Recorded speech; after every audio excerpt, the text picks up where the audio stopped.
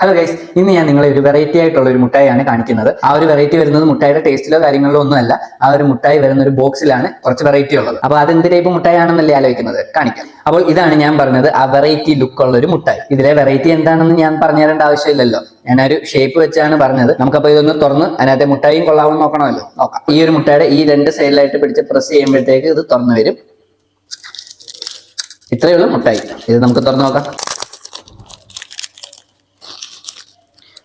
ഈ മുട്ടായിക്ക് വലിയ വെറൈറ്റി ഒന്നുമില്ല, ജെംസ് പോലത്തെ ചെറിയ സൈസ് മുട്ടായില്ലേ, അത് തന്നെയാണ് ഇത്. നമുക്കൊന്ന് കഴിച്ചു നോക്കാം.